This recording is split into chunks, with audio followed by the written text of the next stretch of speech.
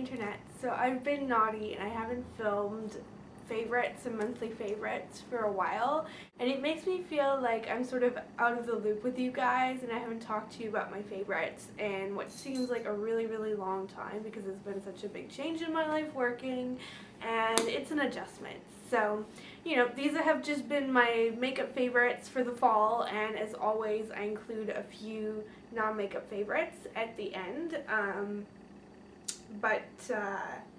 Yeah, let's just get right into it.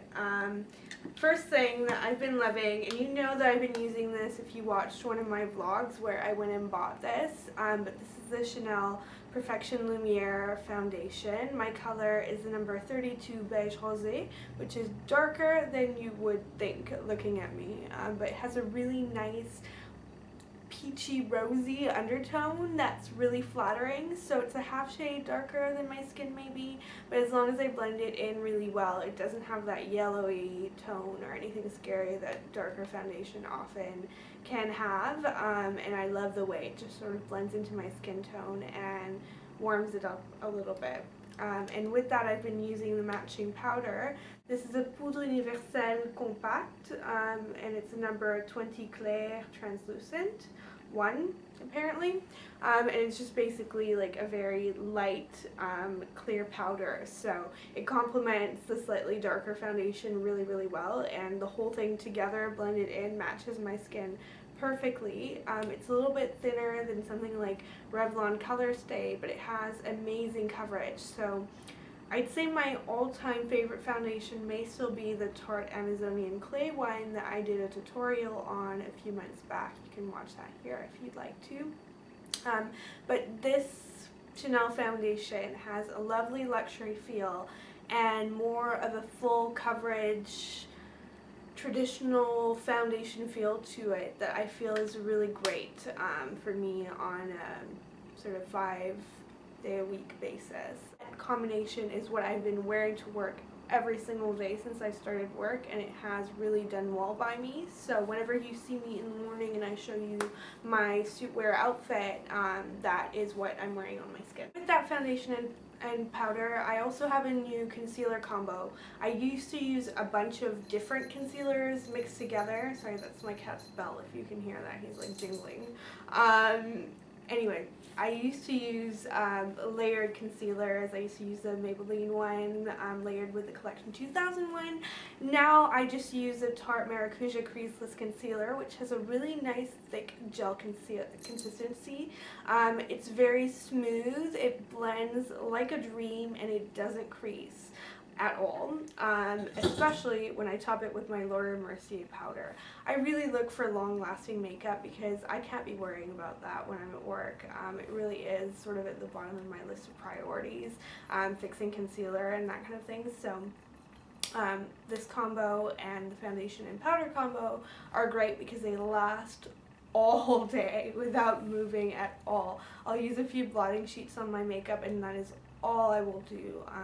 So I really like this Tarte concealer. It is what I hoped the Amazing Concealer, which is hugely overpriced, from Sephora would do, because it has that very pigmented, thick consistency. But this is the real deal. It actually works. So next I have a shaving cream, because although I normally wax for hair removal, I'm a busy girl and sometimes I am in the shower and I realize I need to use some form of hair removal, and so I want to shave. But I don't like shaving cream because I find it really drying and horrible and full of artificial products, and I just really have never been a fan of that or of shaving in general.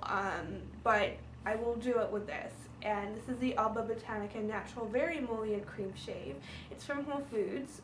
For something from Whole Foods, which is a pricey store, this is actually really affordable. I think it retails for under $5, 4 and something. And this is a coconut lime scent. I was going to say flavor, but then I caught myself. And it's for normal to dry skin. It is incredibly emollient. You will never get razor burn if you use this and you can trust me on that because I get razor burn very, very easily. I'm not the best at shaving, but this works really, really terrifically. It's full of natural oils and it smells like coconut cream pie with a hint of zestiness. It really is a lovely, lovely product, especially for the price even. So I really like that. Then I have some little baby products that are basically used up that I've been loving. First is a Shiseido Wrinkle Resist 24 Intensive Eye Contour Cream. This is a sample, but it's so rich that it's lasted me for about 2 months. I really like this because although it is very thick and very moisturizing, I can use it under eye makeup and it won't make it crease. Maybe that's a testament to the quality of my concealer. Like I said, I do really like it. But this is just a really, really nice eye cream, and I've been using my Kiehl's Avocado Eye Cream non-stop for like the past 3 years or something, and this is the only thing that's made me stray, and I think I will shell out and buy the full size because this was free. And then I have the Kate Somerville Exfoliate.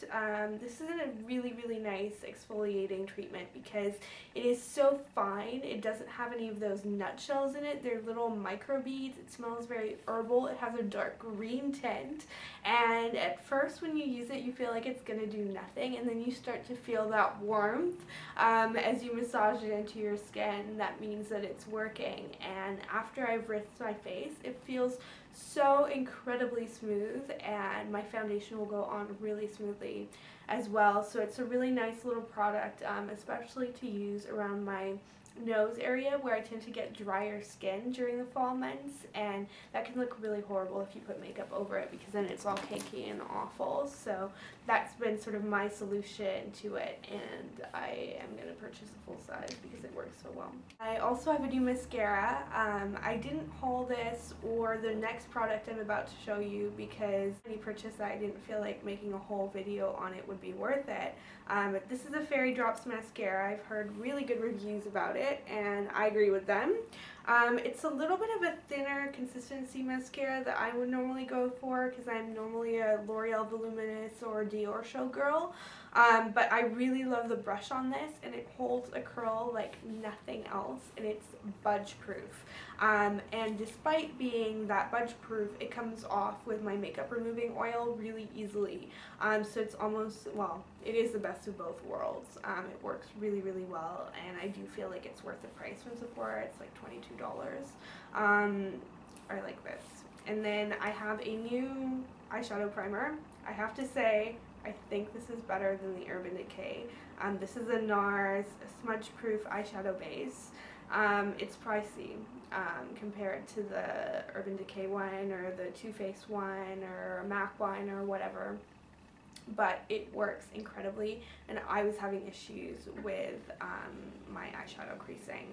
I'm not really sure why. I think it was just kind of that my normal routine worked for like a normal 9 to 5 day, but when I tried to stretch that out to a longer time period, there was some creasing at the end of the day, and this has totally eliminated that. So I do really like that.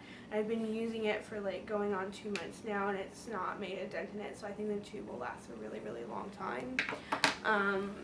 So I'm very happy to have found that because it's so awful when you work hard to create a beautiful eye makeup look in the morning and you're really happy with it, and then a few hours later it's kind of a cakey mess. So, you know, finding a good eyeshadow base, very important.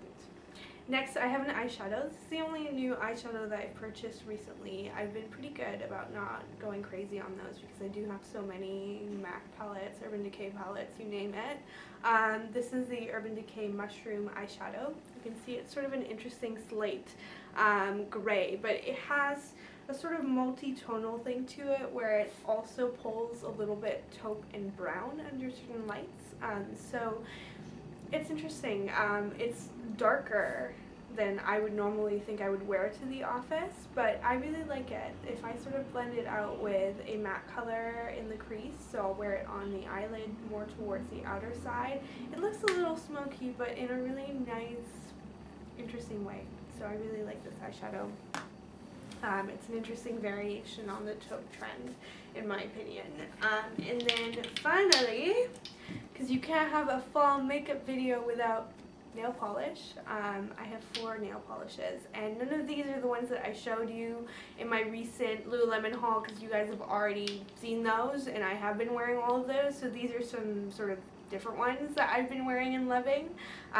So this is Orly Flagstone Rush. I've been reaching for this more than any other of the new ones, of these ones. I'm wearing it right now and I should really repaint my nails, but I really like this color. It's really interesting. It feels office appropriate because it's a rust. It's not a bright red, it's not very dark, it's just sort of a beautiful mid-tone. It has some rosiness, some gold, some red to it. It's just really a lovely burnt sienna metallic that is different than a copper would be, because a copper would definitely be more orange.